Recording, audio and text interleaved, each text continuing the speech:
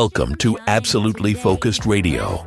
I'm your announcer, and today we're honored to bring you a conversation that's both timely and timeless.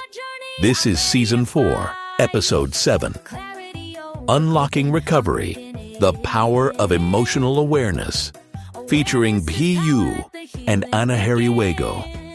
In a world that often teaches us to silence our feelings, this episode invites us to listen deeper. Because emotional awareness isn't weakness, it's wisdom.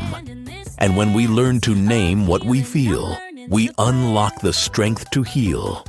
So wherever you are, walking, working, or just catching your breath, thank you for tuning in. One mic, one mind. Let's build. Here's something that shocked me. Studies show that people who regularly track their emotions are 40% less likely to relapse in recovery. But most of us were taught to push our feelings away, creating this massive disconnect between what science tells us and what we actually do. That's such a powerful statistic, and it really challenges what many people believe about emotional awareness. What made you start looking into this connection between feelings and recovery? Well, it actually came from my own experience hitting rock bottom. You see, I used to pride myself on being logical and unemotional, but that approach led me straight into relapse after relapse. It wasn't until I started paying attention to my feelings that things began to shift. That makes so much sense when you consider how the brain processes emotions. Research shows that simply naming our feelings activates the prefrontal cortex. It's like flipping a switch from reactive to responsive mode. Exactly right. And here's what's fascinating about that. When we use emotion tracking apps like Moodnotes or Daylio, we're essentially training our brains to create that pause between feeling and reaction. It's like building a psychological speed bump. Oh wow, so these apps are actually rewiring neural pathways? How exactly do they work? So here's the brilliant simplicity of it. You set a daily reminder, let's say at 3 p.m., and when it goes off, you just answer one question. What am I feeling right now? No judgment, no analysis, just awareness. And that tiny pause can literally save your sobriety. That reminds me of something I read about emotional granularity. How people who can identify more specific emotions tend to handle stress better than those who use vague terms like good or bad. You know what's interesting about that?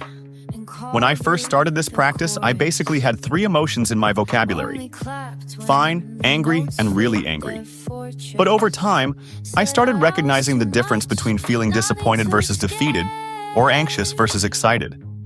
And I imagine that kind of emotional precision makes it easier to choose appropriate coping strategies.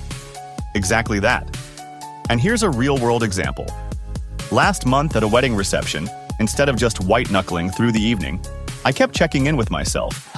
I noticed I was feeling proud to be there sober, a bit lonely watching others drink, and excited to celebrate with friends. That level of awareness must have made it easier to navigate such a challenging situation. Well, here's what's really powerful about it. Once you start recognizing these emotional patterns, you can actually predict and prepare for challenging situations before they become overwhelming. It's like having an early warning system for your recovery. That's fascinating. So, emotional awareness becomes both a diagnostic tool and a preventive measure.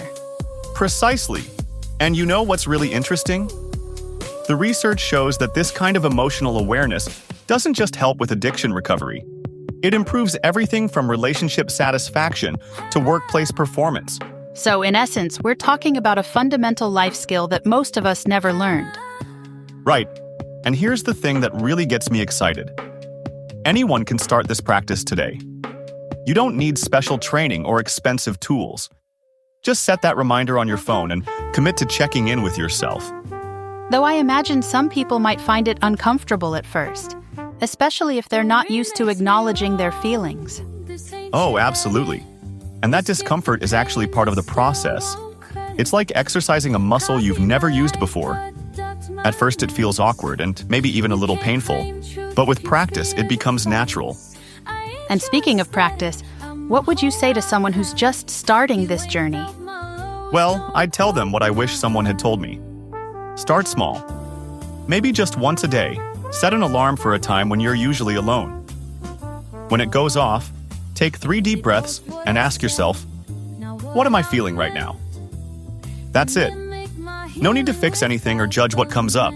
That's such practical advice, making it simple and achievable rather than overwhelming. And here's another key point. There's no such thing as a wrong emotion. Every feeling is valid and has something to teach us. Even the uncomfortable ones are just messengers trying to get our attention. That's really powerful, shifting from seeing emotions as problems to viewing them as information. Exactly. And when we make that shift, something remarkable happens.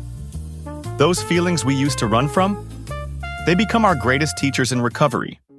They show us where we need support, where we're growing, and where we might need to make changes. That's such a transformative way of looking at it. Any final thoughts for our listeners? Well, here's what I want everyone to remember. You don't have to be perfect at this.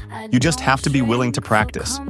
Set that reminder, ask yourself what you're feeling, and let whatever comes up be okay. Because every time you pause to feel, you're building strength in your recovery. That's beautiful, turning emotional awareness from something scary into something empowering. And that's really what recovery is all about. Transforming our greatest challenges into our greatest strengths, one feeling at a time. That was Unlocking Recovery, the Power of Emotional Awareness. A heartfelt reminder that every emotion is a messenger, and every pause is a chance to grow. If this episode spoke to you, share it with someone who's learning to feel again. And remember, you don't have to be perfect to be present. You just have to be willing to show up. Until next time, one mic, one mind. Stay rooted, stay real, and stay awesome.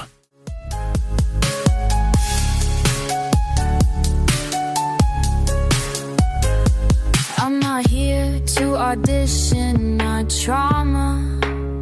This ain't drama, this is dharma. Every you're too sensitive was sabotage. Now I build